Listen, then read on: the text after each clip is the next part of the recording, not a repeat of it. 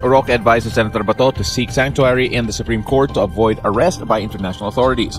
Neither the DILG Secretary John de Cremulya nor Senator Bato's legal counsel have confirmed the release of any such warrant. And of course, ito nga what we were all talking about or saying that the warrant does allegedly exist. We've heard from different government officials that in contrasting reports when it comes to the warrant, or we haven't really seen it either. The first one kasi who announced it was excuse me, Ombudsman Remulla, saying that he saw a copy of the arrest warrant and he actually has a copy daw on his phone. Yes. Yeah. So pero the DOJ, Bureau of Immigration, wala pa silang nare-receive na actual copy of the arrest warrant. But here we go with Harry Roque posting that message na diba? Your warrant of arrest is out, so we will have to see kung anong mangyayari in the next couple of hours, days. Yeah, kaya sinabi ko nga contrasting reports when it comes to yung warrant. So, but then with the former presidential spokesperson Harry Roque saying this, syempre we are now trying to remind ourselves about kung saan nga tayo when it comes to that warrant. But of course, we said that we have a lot of news. Yes. Here's another big one. In other news, Palace Press Officer Under Secretary Claire Castro says that the proposed Castro answered that their mandate is only to investigate infrastructure projects, not issue charges.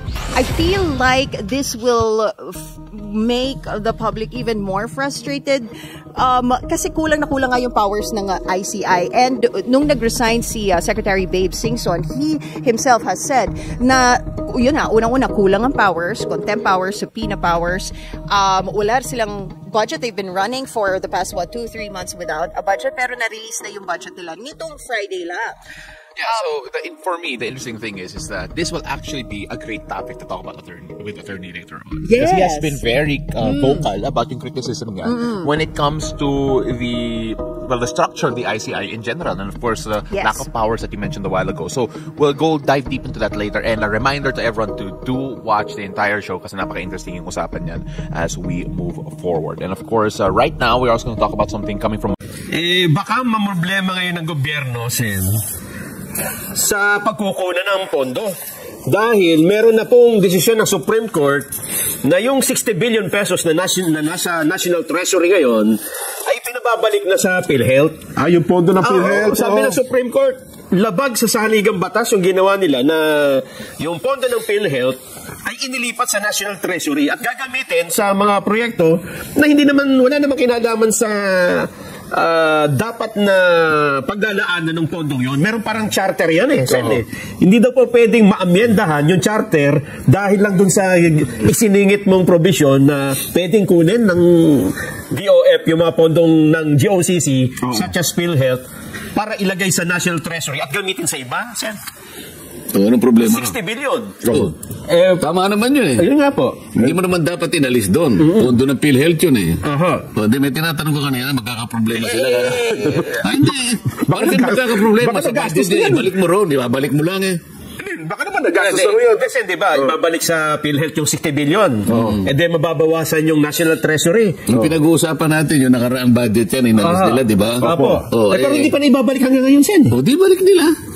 Di mauubusan tayo ng pagkukunan for the 2026. Kukulangan tayo. Makungutang tayo niyan. Hindi, basta yun, may budget dyan, nilagay nila sa iba. Ibabalik lang nila. Ibabalik nila. Ngayon, ang sabi nila, ang atin namang ekonomiya kanya ay inaasahan nating lalaki ng 5%. Akala mo naman napakalaki ng 5%. Hindi, maliit nga daw po Di ba? Sabi ko sa kanila, siguruhin nyo kasi ang pinag-uusapan natin dito ay tumataya kayo ng GDP na 30 trillion pesos para suportahan yung budget na 6.7 trillion. 6.7 trillion. Kasi pag hindi kayo tumaas sa GDP ninyo, wala kayong pagkukunan. Dahil ang inyong projected income ay halos 5 trillion pesos lang. Kulang. Sa mga tin, kailangan nating mapalaki yung ating ekonomiya. Ngayon, para mapalaki yan, kinakailangan nating ilitaw yung mga sinasabi ninyong mga targets. Kaya ano kako yung mga basic assumptions ninyo? Ano ba yung mga indicators? Ano ba yung parameters na sinasabi nyo na tataas tayo ng 5%? Sa tingin ko, hindi lang dapat 5%.